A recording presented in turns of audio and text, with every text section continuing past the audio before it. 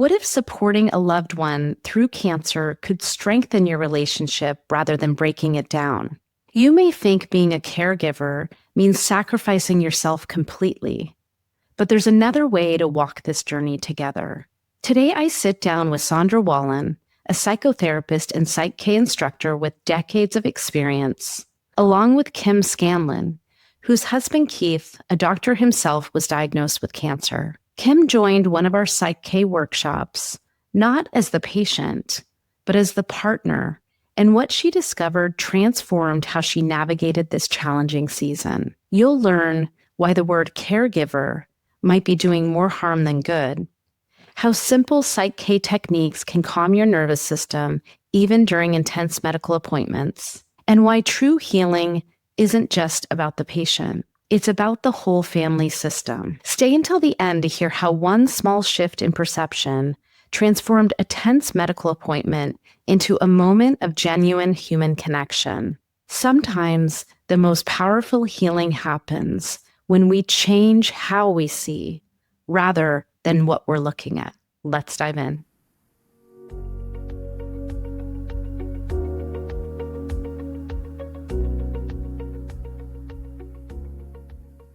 Hello, everyone. I'm Dr. Katie Deming, and this is the Born to Heal podcast, where we share practical tools and knowledge to help you create conditions for true healing in your life. Let's welcome today Sandra Wallin and Kim Scanlon to the show. Welcome. Thank you. Thank you. I'm so excited to have this conversation, actually. So Sandra has been on the show before. Sandra Wallin is a psychotherapist, a PSYCH-K instructor who's been doing it for, multiple decades now at this point, and has been previously on the show to talk about PSYCH-K. But today we have a very special guest with Sandra, Kim. So Kim joined one of our PSYCH-K workshops as the partner to her husband who is experiencing a diagnosis, and she came in as someone who is not dealing with cancer herself, but supporting a partner. And so Sandra and I really wanted to have this conversation on the podcast so that people could hear, well, what are the benefits of PSYCH-K, not just for people who are experience a diagnosis and are in the process of healing themselves, but also supporting a loved one. Because in my mind, healing is not just around one person. It's really a family dynamic. It's something that impacts the whole ecosystem. And it's really important that we're looking at what are the needs of those people who are also impacted by illness, maybe not personally, but through their loved one, and then also are supporting someone through this process. So Kim, I'm so grateful to you for being here with us. And, it's really a special treat to have you. So thank you for being here. Thank you. Let's start out by what made you decide to sign up? What made you think that maybe this was something that would be helpful? I should just start by saying my husband's name is Keith. And Keith and I did an initial consultation with Dr. Katie. And you, Dr. Katie, talked about, Keith said, tell me the 3 things I need to know. And you said to him, this deep work with your limiting beliefs is central. And you recommended a few different approaches, but you had your hand on your heart when you said PSYCH-K. And you used the word lighter. You said, when people I work with do this PSYCH-K practice, they come back in the next week and they're lighter. And that is just, at that point in my experience with Keith and the medical system and everything, no one had ever used the word lighter. It's not a commonly used word. And everything in me just went, how does that happen? We are so burdened and scared and tired. And this word lighter just came in. And so what I did is I turned to Keith after our call with you and I said, I think you really need to do that PSYCH-K. And what Keith did was say, no. And then I spent a little time trying to get him to do it, and he said, "No, it's not my time. I'm doing my thing." And I was so upset and tried to use my wiles to persuade him. And it just didn't work. And then one day your email came and it said at the top, "Dear Kim." And then it said, "I'm doing this workshop for caregivers." And I read it. And by the time I was done reading it, I was just weeping. And, it's not, I have a wonderful community, a wonderful life, a wonderful family. It's not like people hadn't offered to help, but sometimes the help is overwhelming too. It's just, I hadn't been able to even organize myself around the idea of supporting myself. And that letter went right into my heart. And I sent you my money, and I didn't tell Keith, and I showed up for my workshop. And I was amazed when I looked around at the faces of everyone in the workshop, and I was the only one without a diagnosis. And the faces were so soft. And your face was so soft, Sandra, and I just, as we began to get to know each other in the process, I was like, oh, this is that lighter. This is that lighter. This is that lightness. And then I went off to do my first big practice by myself, and it was called Transforming Perception of Stress. And I thought, well, I'm going to do it on the word cancer because that's where it's at. And so I did this very simple, very elegant little process, thinking, right. Crossing my arms and my legs, and what power does that have up against the word cancer? And I did as you had instructed me to do, and all of a sudden I felt this thing that I didn't think I could feel. I just felt like, okay. It was, I don't even know what it was, but it was just simple and like, here we are, me and cancer. All right, let's go. And it was just like waking up after a long, nightmarish night. It's permeated my life since that time. I love that. Yeah. And, I think that's one of the things that for me is remarkable about watching people learn the skills of PSYCH-K or, go through sessions is that it seems so simple, but it can be so profound in the way that we feel when we're able to transform our perception of, and I love that you use the word cancer because it's so loaded, right? That is why I gave a TEDx talk on language and cancer, because it's just, there's so much there just even with that one word. And to be able to realize oh, there's a tool that I can use to help to shift these things. It doesn't take all of it away, right? But you can shift that to where you're like, okay, it doesn't have the grip on me. You can start to feel more neutral, and that's where the lightness comes from. And in my perspective as a, practitioner who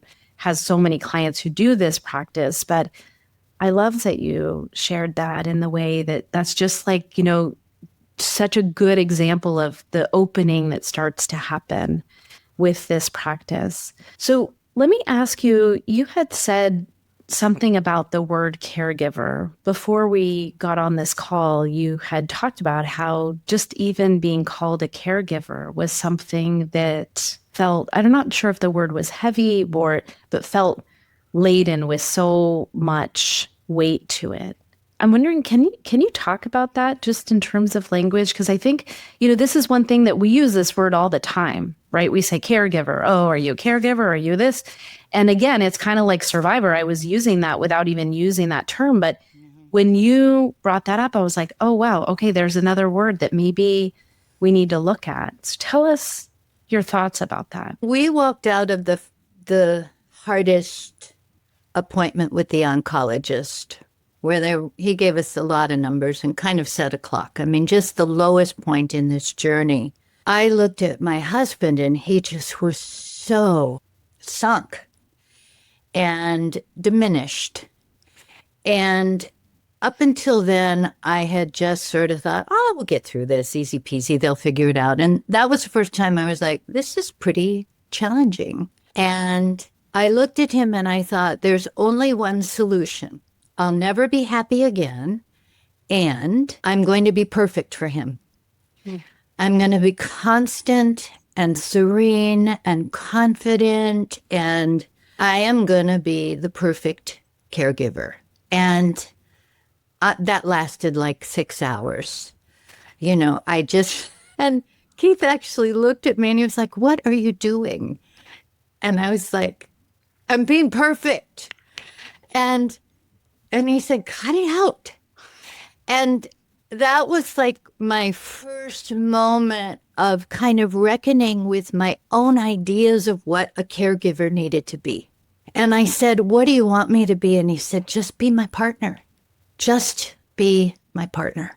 And I walked away and I thought, well, easily said, because the fact is I have to set aside a lot of my needs, and you're the person I go to with my needs.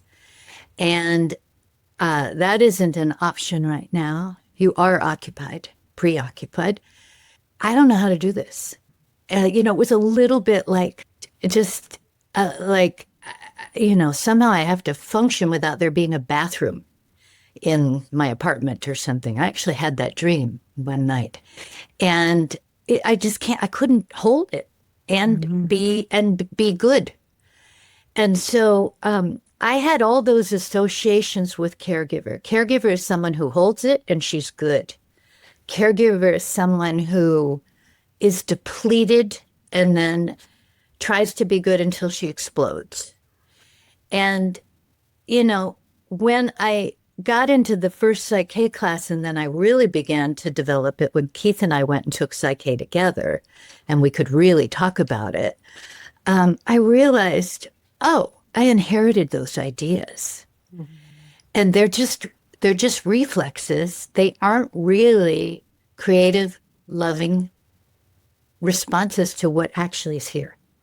So that's when I decided I wasn't going to use the word caregiver. I was just going to use the word partner. But I'm fine now. I'm really fluid with the language. It's A-okay with me. But I had to make my own relationship to it and get a little more room in there. I love actually that you brought this up, because what you did was you gave yourself permission to not necessarily use the terms that are available, and then really explored, why does that feel heavy for you? And realizing what was, in your mind, what that looked like. And then, so let me ask you this. How does it feel to say, I'm Keith's partner? Does that feel, how does that feel when you say that in relation to, helping him and, being alongside on this journey? So sweet. And what I realized was there was a way I was making him an object, or making him my baby, or I was very confused about things that he couldn't do anymore that I needed to do, and how did that change our relationship? But as a partner, I don't know, I just felt more nimble. I felt more relaxed. And I think it was seeing me make that change, not that I could articulate it to him. I started in this city and now I'm in this city, but he saw it and he felt it. And he said, is this PSYCH-K? And I said, I think it is, because it's helping me just catch these ideas they're too small, and give myself more room. And then I think you get more room. And he said, I'm going to come take the PSYCH-K one with you. And I just acted very calm about it. I love it. Cool. Yeah. In the background, you're like, high-fiving yourself. And yeah. I almost called Sandra. Guess what? I love it. I love it. Well, and, with that word, now that you say it, like partner, we're used to using that word for intimate partner, right? Our life partner. And somehow when we use the word caregiver, it makes it feel like we're taking care of someone who's dependent on us. Whereas this is your equal, this is your life partner, this is your intimate partner that the partner has that sweetness still in it, and that piece of like, oh, we're partners in this, whatever that looks like, not like I'm Right. supposed to know what to do to take care of you, Right. you know? So I love that. And I love this story about how Keith was, and it's fine. I always say to people, it's like, I'm going to show you the things that I'm learning. And if this, resonates with you, great. Mm-hmm. And the fact that it didn't resonate with him, I love that he said, no, it's not my time to do it now. But then seeing the changes in you then sparked this opening, like, oh, I can see the benefit. And, sometimes we need that to see like, oh, I want to see what the effects are before I want to jump in myself. So, what I'd like to do is actually, Sandra, with this, Keith coming in and because you taught both, right? So they did, Kim, you did online level 1, which was part of one of my offerings through my online with Sandra. But then you guys did the basic, is that right? The PSYCH-K in person together. Let me ask you this, Sandra. What is that like of seeing two people come together? I know that we didn't expect to talk about this today, but I kind of love this of like one person is transforming from using the skills and then brings in their partner. Like, what do you see in that happens there? They were divine and sublime, and I just love them both. I got to meet Keith before doing a little bit of session work with him. So we had developed a rapport and a relationship also. So having them both here in person, knowing them each individually through our work together and getting to know each other and then getting to know them together was just such a blessing and a gift for me. And to see the light and the sparkle in their eyes and the absolute adoration and love that they have for each other, the respect, the reverence, the kindness, watching them do balancing, right, when they would go and practice together. I just have this picture of them sitting out across the property on the other side of the horse paddock. There's this big maple tree with a wooden bench, and I'd look over there and they'd be going to make me kind of probably feel teary. It was so beautiful.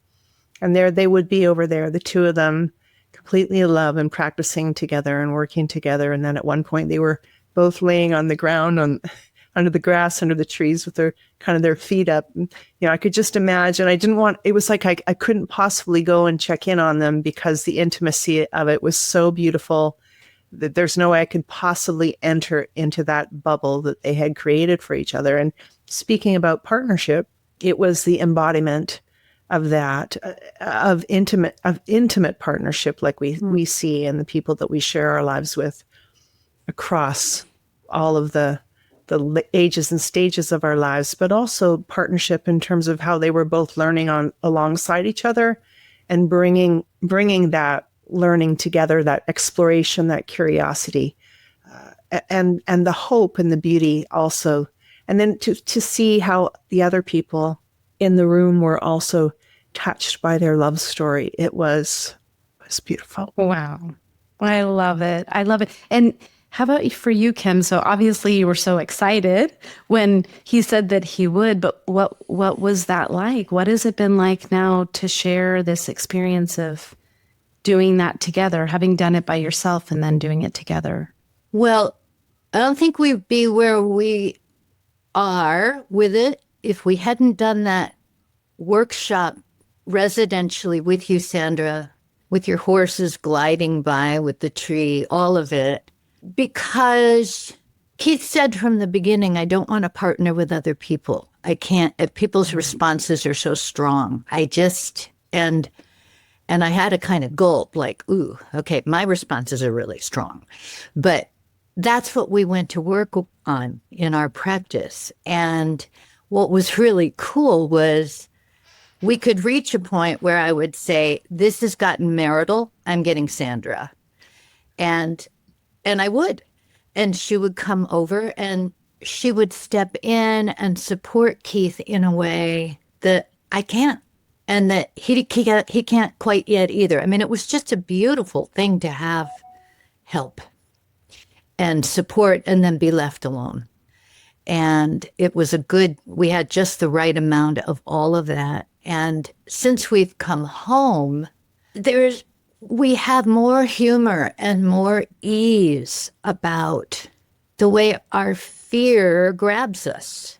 Nobody's attractive when they're afraid. And we're just getting more relaxed about that. Like, I'm terrified right now. I can't pretend. Could we do a balance? And just even the loving act of having Keith hold my arm when he'll test me now. It's so precious. Yeah. And sometimes I can even do a balance called I trust my husband. Weak. And then, we'll both laugh. And then I go in and I do my own private world in there. He doesn't know what the content is. That's one of the things I love about PSYCH-K. I often don't know what the content is. I close my eyes and just things are moving around in there. Someone's moving the furniture. And then I come out and I say, see how I test. And we can feel the difference. Mm-hmm. I don't know how I would do it now without it. We were at the cancer center the other day and something slightly alarming happened. And I just said to the oncologist, I'm going to the bathroom. I'm going to do PSYCH-K. I love that you did that. Yay, you've been psychoing with relive in the bathroom. It has to happen that way sometimes. I did. I just said, going to the bathroom doing PSYCH-K. She doesn't really know what it is, but she was like, great. Because I should say Keith is a doctor. Mm-hmm. And so sometimes the doctor conversations are too much for anybody, in my opinion, but certainly for me. And so anyway, now I'm learning this thing. She's part of it. I can just say, see ya. I'm going to go do some PSYCH-K. You guys geek out over this organ or whatever. Goodbye. And it's helping. It loosens up her. Yeah. Well, it's giving you a tool that in the moment can help calm your nervous system and give yourself a little space. And then also you're creating space and awareness so that you can catch things before they grip you and you're, down this rabbit hole of nervous system, dysregulation. And that's what I love about PSYCH-K is the lightness. That's the most common thing that I see in people, but that spaciousness that you're describing of people starting to have awareness of what it is that's coming up. And then you said something that I just want to clarify for the listeners. You said, I don't even know what the contents are there. And this is kind of one of the reasons why I love PSYCH-K is, we talk about in, healing that it's important to release past trauma and process your emotions. And people think that means you have to go and then talk through all of your trauma and let everything, verbalize all of that. And that's one of the beautiful things about PSYCH-K is you don't even need to verbalize any of it and you can transform it.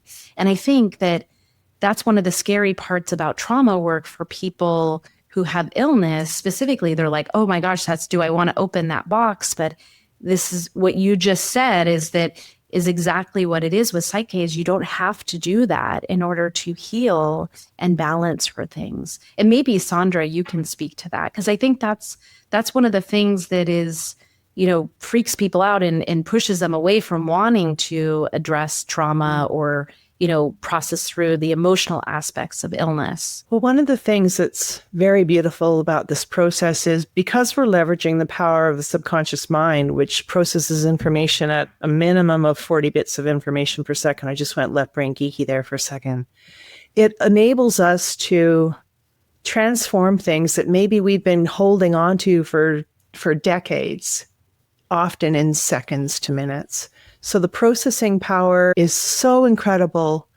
We're so used to trying to create change with the power of the subconscious mind, which is 40 bits of information. So at least 1 million times more powerful the subconscious is. And so when we have that as befriend it and partner with it, then we can create change very, very quickly, permanent and lasting change.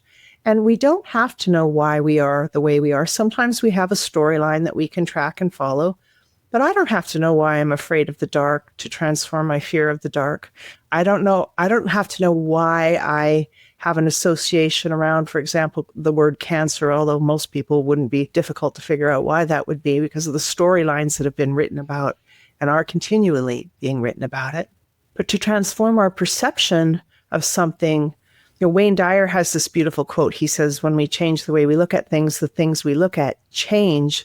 And even I remember speaking with someone too about thinking about the team of people when you're going. Kim was talking about being at the medical center, being in the medical community, and there's all these perspectives, there's all these paradigms, there's all these complete lineages of belief that are so ingrained, etched in stone, really, that this is if you have this, then this means this. And then the professionals approach it with what their history is. And if we can re-perceive the professionals in our lives, those doctors in our lives, those deliverers of the doctrine and the message, and see them as, to use the word partner. So now they're our partners as well, not just Keith and Kim, not just me and whoever, but now we have this whole team. And if I re-perceive that person, so now I see them and visualize and know that they're a supportive agent in the team approach to this transformation, it's amazing how they in turn then, without ever doing anything with them or saying anything to them, how they kind of magically often will shift. And this is just a quantum idea about the observer effect that, back to Wayne Dyer, when I change the way I see this professional, this doctor, this oncologist, then how they can show up in our lives, how they deliver, how they soften very often, how they lighten, is quite miraculous, even though we've never worked with them directly. So transforming our perceptions is really at the heart of what we do in the PSYCH-K processes. Sometimes we use language, so we'll create goal statements or belief statements, and like the one that Kim shared, I trust Keith, meaning that her subconscious mind doesn't actually have data to support that. So there's like, okay, that barcode does not exist in the database, so not there.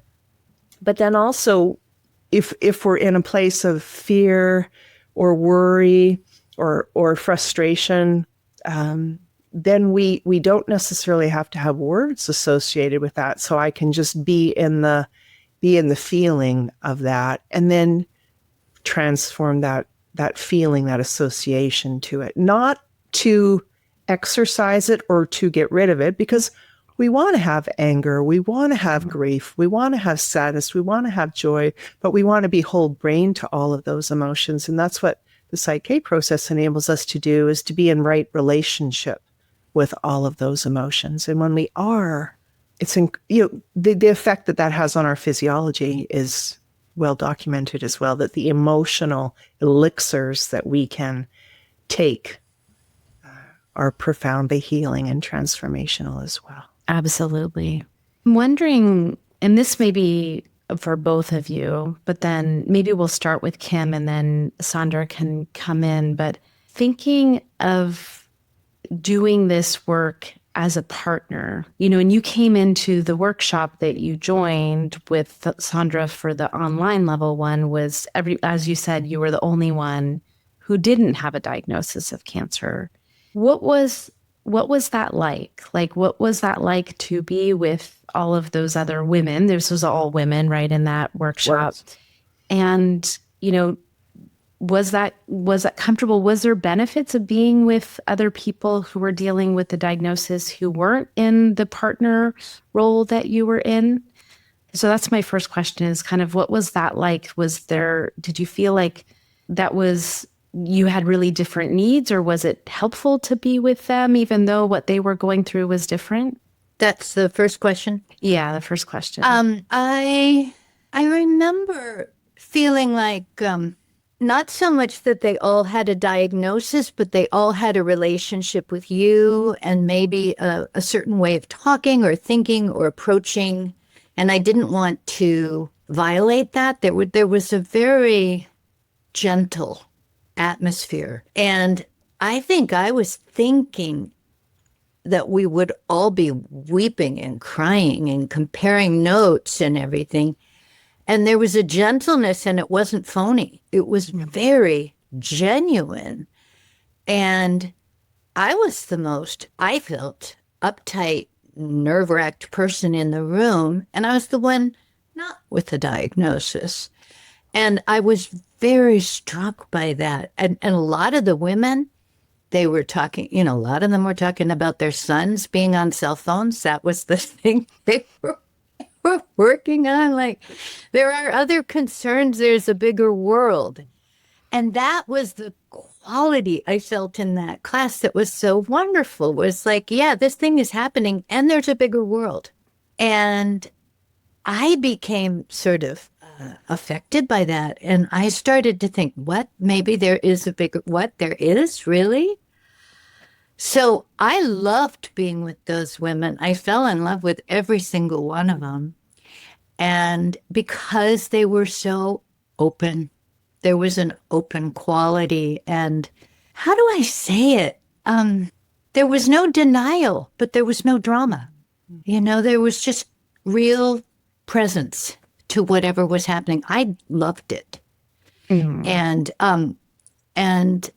I do know that there was one point where I felt like there is something I think I've experienced here that nobody else has experienced, and that's sitting in the chair, listening to a doctor talk to my husband and not being able to say anything.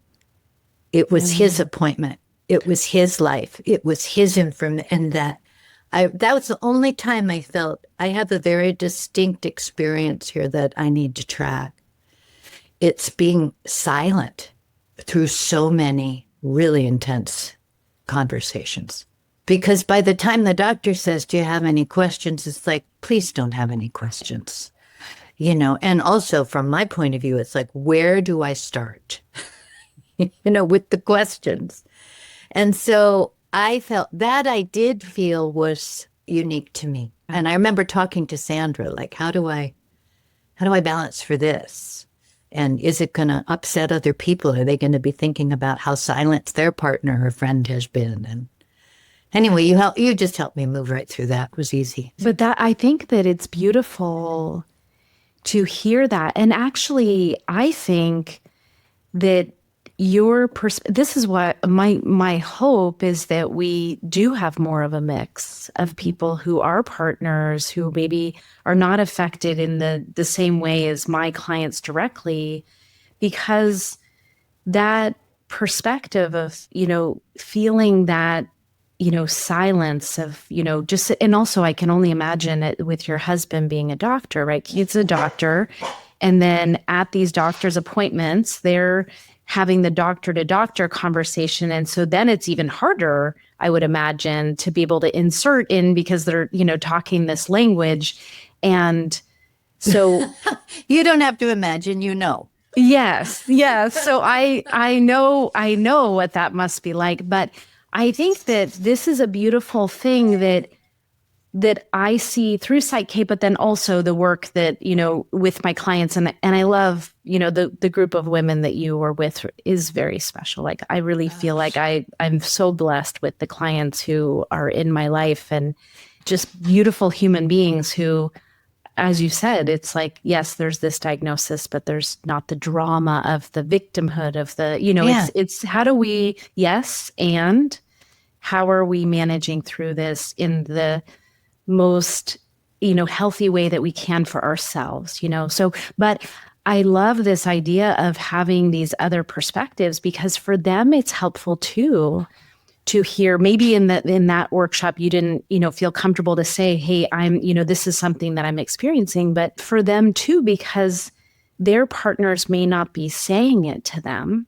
that I feel this, but to have someone like yourself to have the experience and, working through that, then allows them to see, like, oh, this is how this is impacting the whole system, the whole family. And so I think there's really such beauty in that contrast, right? In the different experiences that you have, and that there's learning for everyone from that perspective, you know? Yeah. I'm wondering, Sandra, from your perspective, What was it like? Do you think does it feel really different with, someone who's a partner versus someone who's going through the diagnosis? What's your perspective on that piece? Oh, I'm all about heterogeneity. Yeah, bring in the diversity, bring in the unique perspectives. We all learn from each other's. Learning is a sacred reciprocity. So we're all each other's teachers and we're all the students along the way. And I think it's just an incredible opportunity to learn from other people, to hear that this has been and even amongst the ladies that have had diagnosis, I mean, there's common threads for sure, but there's unique facets to every journey that they're walking along. So I think it's a beautiful thing. And it's lovely too, because at the end of in the level 1 workshop, which is taught online, as people learn different things, they're going into their own, breakout space. And then I come through and check in and we converse. So people are having their own individualized experiences. But the end of that workshop is an opportunity for them to come together in small groups. And that, the feedback from all of the level 1 workshops that I've been able to share, so fortunately, is always beautiful. And that people really love that time. It's like, okay, I've scaffolded, I've learned this. And now how can I be asked a question by somebody else or listen to what somebody else has to share? It deepens and enriches, I think, the scope of what's possible. And then of course, in the in-person, that's just natural because we're all in the same room together. So we're not separated from each other at all. But I think that having those diverse perceptions, I mean, even in the basic workshop we just had, I mean, you guys were just here, a week and a half ago or so, not very long ago. And the makeup of that group was also incredibly eclectic and unique. And yet the common thread of love and kindness and curiosity and presence, it just seems to always be there. It's beautiful. So, Kim, I think one thing that I'd love to know for our audience is, as someone who is partnered with someone who's experiencing a diagnosis, what is this workshop? What are the tools of PSYCH-K offer that you have not found in other places? Like as you've gone through this experience of being alongside with Keith, what about PSYCH-K just feels different for you? And how, why would other people be interested in this as partners? Well, I would say that I have my own history with the medical system and have had a lot of encounters with it and have done a fair amount of somatic trauma. What's it called? Somatic release. Yeah, somatic, all 9 yards. I've done a lot of it.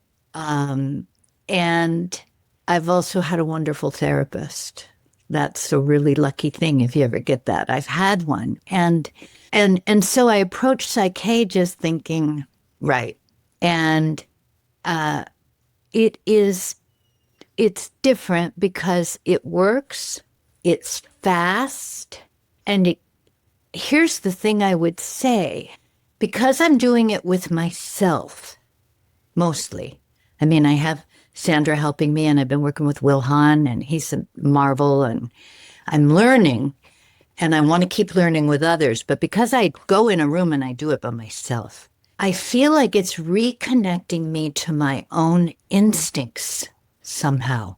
So instead of something alarming happening, and I'm used to looking at Keith, but now his attention is elsewhere, and nobody can answer the kinds of existential quandaries we're in. How do I love a man in this situation? And, but I go in a room and I go to there's this confidence I'm getting in myself, or whatever myself is. I don't know what myself is, but I'm getting confidence. I can go in a room, I can do one of the practices, and I feel reconnected to something in me. And I'm not as hungry for somebody else to help me. which is extraordinary. And I had a friend, I was trying to talk about it to her, and she said, well, is this just spiritual bypass? I said, okay, first of all, there is no spiritual bypass when your husband has cancer. You can't just float up above it. It's not a thing. And secondly, it's not. It's like all of a sudden I've got all this acreage in the back of me that I never knew I had. And I'm going in there and I'm playing and I come out and I'm stronger. And can I say one more thing? Yes, please. Well, I was talking to Keith about it this morning, and he was saying what he needs most at this point in his life is to reconnect with his instincts. And he said, I think PSYCH-K is helping me connect to my instincts. And I realize that it is doing that for me. And one of the ways I know it is because we went to a really high stakes oncologist appointment about a month ago. And they were going to reveal some important scan results, very important. And was the medicine working? Was it not? And I had done PSYCH-K hours every day up until that meeting, just to get enough ground to walk into that meeting. And that morning I got up early and I thought I have time for one more PSYCH-K. And it was like I get one wish from the genie. And I just, I've got to wish something wonderful happening for Keith and stuff. And all of a sudden I thought, no, I just want to wish. And it's not a wish. I just want to balance for seeing the oncologist with new eyes. And I thought, what a waste of your last breath. It's ridiculous. You've got to get Keith out of this. And then I thought, nope, that's what I want. And so I did that balance and we went into the appointment. And she walked in and I did look at her and I saw this woman younger than me. And I saw she had a baby 3 months ago. She's changed. I see it. She's a mom. And my heart just opened to her. And I wasn't in that space of, what are you going to do to us? Are you going to give us something good? Or are you going to, I wasn't in that place. It was just this moment where time kind of slowed down. And I just looked at her and I said, isn't that a trip? And she said, oh, yeah.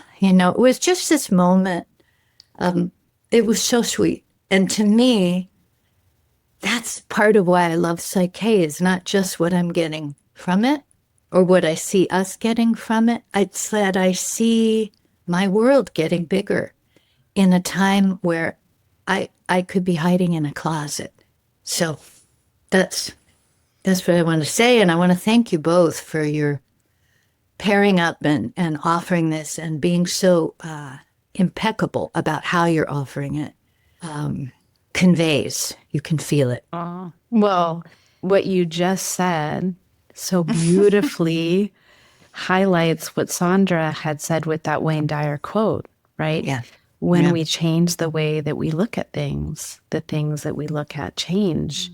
And also I love that what Keith said about connecting to your instincts, and what's interesting for me is, in my practice, water fasting has become like a very big part of my practice because I do see it. It is one of those ways to connect to your instincts. So that's just so clear to me that I see that. But you're absolutely right. And the people that take PSYCH-K as well. And one of the things I want to say in here, that because you've described a couple things, one is that, doing the work with a practitioner, right? So doing some sessions with Sandra, doing some sessions with Wilhan, and then also learning it yourself, right? So the online level 1 workshop that you took was learning how to do the balances for yourself. And a lot of people say to me, well, which one do I need? Do I learn, do I take the online level 1 so that I can learn to do it myself, or do I just go to a practitioner? And what you're describing and what I see is what's most powerful is when people do a combination of both. When you have the professionals who really know how to facilitate a good PSYCH-K session to help get those shifts, and then also learning it yourself so that when you're at the doctor and you need to go into the bathroom to do a quick balance, you know how to do that, right? Like, and that's what I teach my clients. Like, I want you using this before you go into your appointment. Like, I love that you said that about using it before going into the oncologist appointment and shifting the perception of how you see her. Most people would never think that for that to be a goal that you would want, but how powerful, right? Like that just shifting the way that you see her as not someone coming in to do something to Keith, but someone who's, a mother and who's got her own, and she's coming in and that your heart can open to her, that impacts her openness to you, right? So it creates this whole new dynamic. And I honestly have nothing else to say after hearing what you just described is like captures the essence of exactly why I have partnered with Sandra, and that Sandra has graciously, created these online level 1 workshops specifically for my clientele, because it's a beautiful, beautiful practice that can be learned with other beautiful human beings who are open to having this new perception and, lightness and spaciousness. And so I'm just thank you so much for taking the workshop. Thank you for being that example that then Keith has been brought in, and what a beautiful opening you guys are creating in your life. So I really want to say thank you for your openness to come on here and share, and your willingness to, get in there and do work that is a little different, but obviously hugely valuable in your life. So thank you. Thank you. So I think we'll end there because there's really not much more to say after that. So thank you so much, Sandra, for being here. Thank you, Kim, for being here. And frankly, I think at some point, if Keith is willing to come on, we would love to have him come on and you guys talk about that growth together, because this is my thing. Everyone who comes to me is focused on eradicating cancer, right? I mean, that makes sense. I'm an oncologist. People want to eradicate disease, but what you're describing is happening in your life and in your relationship with Keith in the midst of that diagnosis is really why I do this work. There's this opening that happens that if you are willing to take the opening and explore it, and with, like a gentle holding of this space, such beautiful things can emerge in the midst of a crisis. And that is a choice, and you've made that choice to step in a way that is just beautiful and opening, and also hard. Like, I know this work is hard, but it's like the most beautiful things in life oftentimes are painful when we're going through it. It's just like the gifts that can come through can be so beautiful. So thank you, both of you, for being on the show. And I hope to have you back with Keith someday. So thank you so much, both of you. Thank you, Katie. Thank you. Bye. Bye. Thank you for being here today. Please enjoy a previous episode of Born to Heal. And if you found value in our conversation, please subscribe and share with someone who might benefit. Have questions? Drop them in the YouTube comments or message me on Instagram. Links are in the episode description. And remember, just like me, you were born to heal.